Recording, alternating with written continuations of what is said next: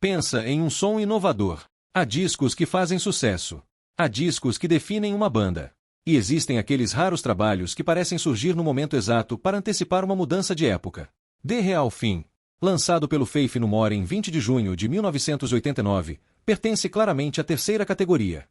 Mas antes de mais nada, deixe seu like e se inscreva no canal. O terceiro álbum de estúdio da banda californiana não foi apenas o disco que apresentou Mike Patton ao grande público. Foi também uma espécie de laboratório musical onde metal, funk, rap, rock alternativo, pop, soul e elementos experimentais foram colocados lado a lado, muitas vezes de maneira aparentemente incompatível. O resultado era estranho, pesado, divertido, agressivo e, principalmente, imprevisível. E talvez essa seja justamente a maior importância histórica de The Real Thing. Em uma época em que o rock ainda era dividido em territórios relativamente bem definidos, o Faith No More simplesmente decidiu ignorar as fronteiras. No final dos anos 80, o cenário musical norte-americano era dominado por grandes nomes do hard rock e do heavy metal. Bandas como Guns N' Roses, Metallica, Motley Crue e outras ocupavam um enorme espaço na indústria. Ao mesmo tempo, o rap começava a ganhar cada vez mais força e o funk continuava influenciando uma geração de músicos. O Faith No More já havia chamado atenção com It Care A Lot, Introduce Yourself, mas ainda estava longe de ser uma banda de grande alcance comercial. O grupo tinha personalidade, mas faltava alguma coisa capaz de transformar aquela experiência musical em um fenômeno. Essa peça que faltava tinha nome e sobrenome, Mike Patton. E Patton não chegou ao Faith No More como uma estrela. Muito pelo contrário. Ele vinha de uma banda experimental chamada Mr. Bengal e ainda era praticamente desconhecido. Jim Martin havia ouvido uma fita demo do grupo e sugerido seu nome. Patton foi contratado em janeiro de 1989 e, segundo a biografia oficial do Faith No More, em apenas 2 semanas escreveu as letras das músicas que seriam utilizadas no novo álbum. Isso é simplesmente impressionante. Imagine entrar em uma banda já estabelecida, assumir os vocais e, em questão de semanas, precisar encontrar sua identidade dentro de um grupo que já possuía uma sonoridade própria. Patton não tentou imitar Chunky Mosley, o vocalista anterior. Em vez disso, trouxe uma personalidade completamente diferente. Sua voz podia soar agressiva, melódica, irônica, teatral, sensual ou quase infantil. Ele podia cantar e, segundos depois, transformar a música em uma espécie de performance. E isso foi fundamental para The Real Thing. O disco começa com From Out of Nowhere, uma faixa que já apresenta uma das características mais importantes do álbum, a capacidade de transformar peso em melodia. A guitarra de Jim Martin entra com força, enquanto os teclados de Rod Bottum acrescentam uma dimensão diferente à música.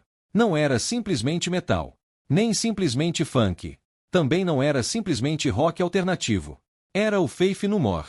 E então aparece o inovador Epic, talvez uma das músicas mais importantes da transição entre os anos 80 e 90. Epic é uma música quase impossível de explicar sem parecer exagero. Ela combina guitarra pesada, baixo com forte influência funk, bateria poderosa, teclados, elementos de rap e um refrão extremamente acessível. Tudo isso poderia ter resultado em uma bagunça completa. Mas não resultou.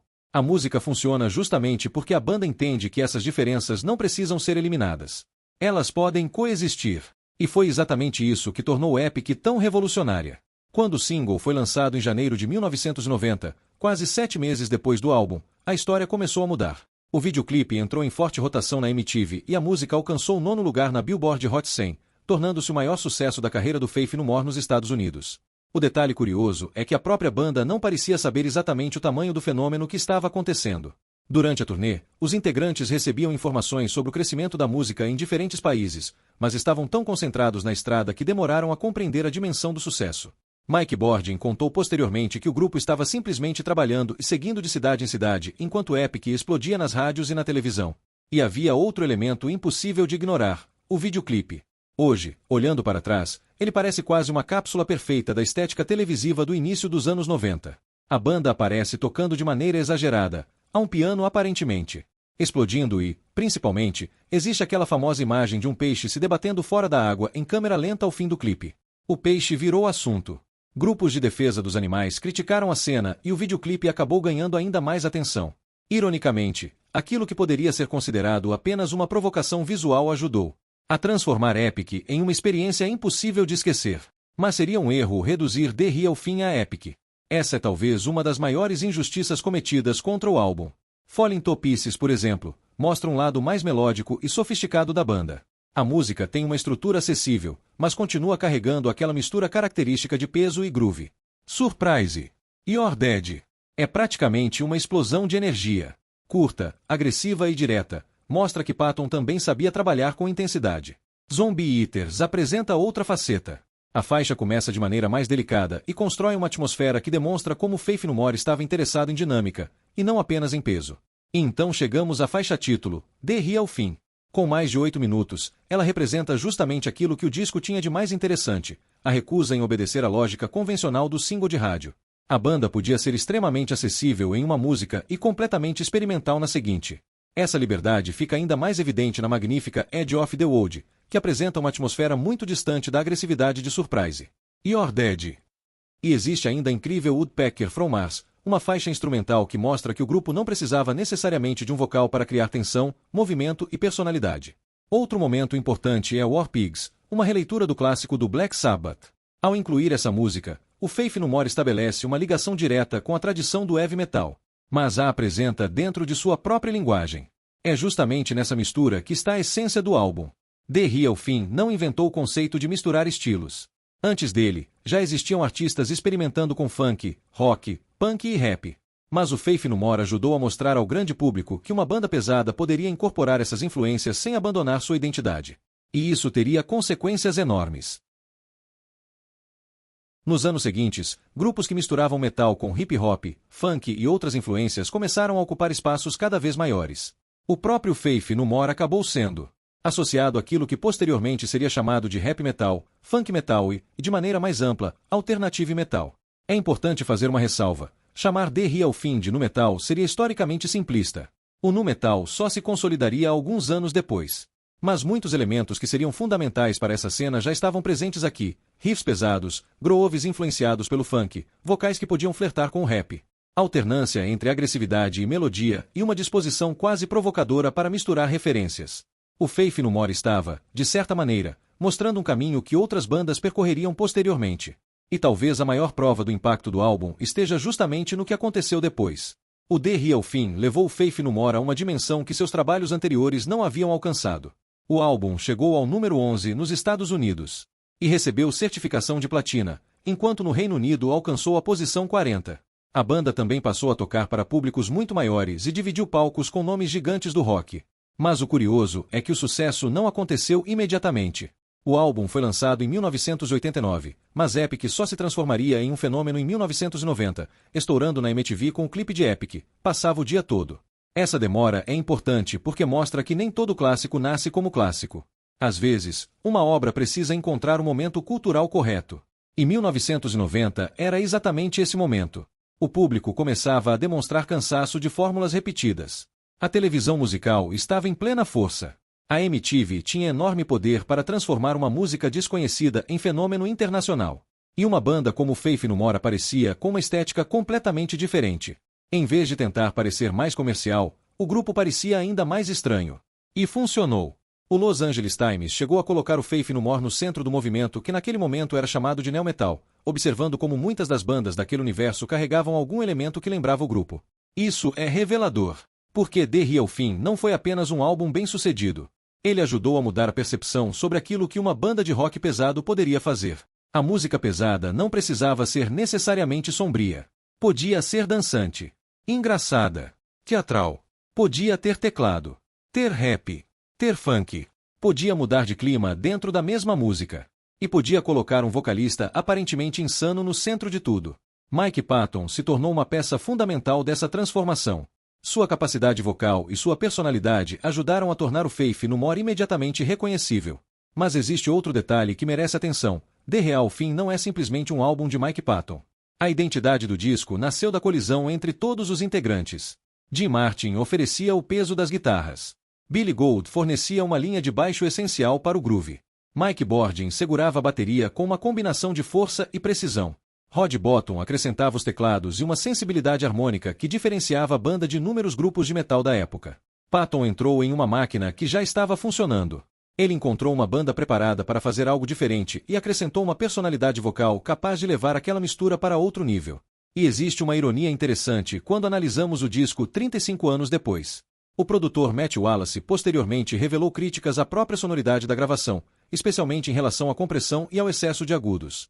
Para ele, o álbum não soava tão bem em determinados sistemas de reprodução quanto poderia. Mas talvez essa imperfeição faça parte da história.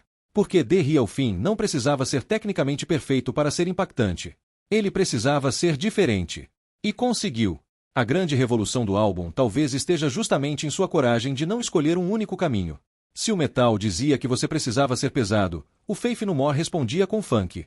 Se o rock alternativo dizia que você precisava ser underground, Epic aparecia na MTV. Se o rap estava criando sua própria linguagem, Patton incorporava elementos dela. Se o pop valorizava refrões fáceis, a banda entregava melodias memoráveis sem abandonar a estranheza. E se alguém perguntava afinal que tipo de banda era aquela, a resposta parecia ser Faith No More. O sucesso de The Real Thing também preparou o terreno para algo ainda mais radical. Em 1992, o grupo lançaria Angel Dust, um álbum ainda mais experimental e difícil de classificar. O sucesso comercial de The Real Thing deu à banda a liberdade e a visibilidade necessárias para avançar ainda mais. O próprio Rhino destaca como o desempenho de The Real Thing ajudou a elevar o perfil do grupo, preparando o terreno para que Angel Dust alcançasse uma posição ainda mais alta no Reino Unido. Por isso, quando falamos de The Real Thing, não estamos falando apenas de um disco de 1989. Estamos falando de uma ponte. Uma ponte entre o metal tradicional e o rock alternativo que dominaria boa parte dos anos 90. Uma ponte entre a música underground e a televisão. Uma ponte entre guitarra pesada e hip hop. Uma ponte entre o virtuosismo instrumental e a irreverência. E, principalmente, uma ponte entre duas décadas. O final dos anos 80 estava chegando ao fim, mas The Real Thing parecia anunciar que alguma coisa muito diferente estava prestes a acontecer. E aconteceu. Poucos anos depois, o rock alternativo explodiria. O grunge dominaria as paradas. O metal sofreria profundas transformações. O rap se aproximaria cada vez mais do rock. E bandas interessadas em cruzar fronteiras estilísticas encontrariam um público muito maior. Faith No More não foi responsável sozinho por tudo isso. Seria exagero afirmar isso. Mas The Real Thing ajudou a provar que existia espaço para uma música pesada que não respeitasse fronteiras. E talvez seja justamente por isso que o álbum continue tão relevante. Porque a grande força de The Real Thing não está apenas em Epic. Está em todas as vezes que a banda poderia ter escolhido o caminho mais fácil e decidiu escolher o mais estranho. A coragem de misturar o que, naquela época, parecia impossível de misturar. E está também na capacidade de fazer tudo isso sem perder a personalidade. The Real Thing é, portanto, muito mais do que o álbum que revelou Mike Patton. É o disco que transformou o Faith No More de uma banda cult em uma força internacional. É o trabalho que colocou o grupo diante de uma audiência gigantesca. É o álbum que ajudou a preparar o terreno para a música alternativa dos anos 90. E é uma demonstração de que, algumas vezes, a melhor maneira de conquistar o grande público é justamente não tentar soar como todo mundo. Em 1989, o Faith No More não sabia exatamente o tamanho da porta que estava abrindo. Mas abriu. E quando Epic finalmente explodiu, ficou claro que aquela mistura aparentemente impossível tinha encontrado seu momento. The Real Thing não soava como o passado. Também não soava completamente como o futuro. Ele soava como uma banda descobrindo o futuro enquanto tocava. E talvez seja essa a verdadeira razão pela qual, tantos anos depois, esse álbum ainda parece tão vivo. Em 1991, no auge do disco, no Rock in Rio, o Faith No More fez um show inesquecível, um dos melhores do festival.